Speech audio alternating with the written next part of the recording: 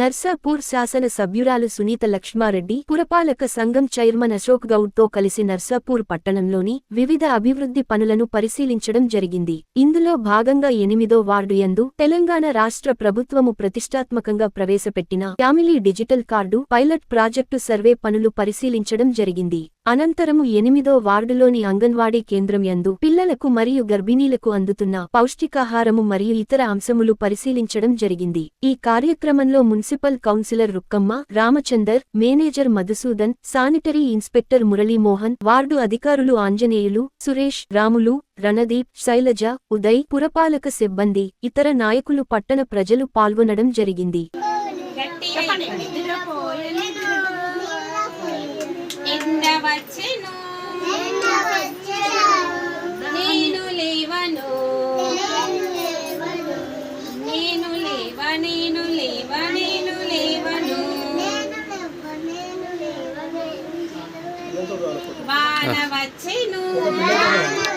పిల్లలతో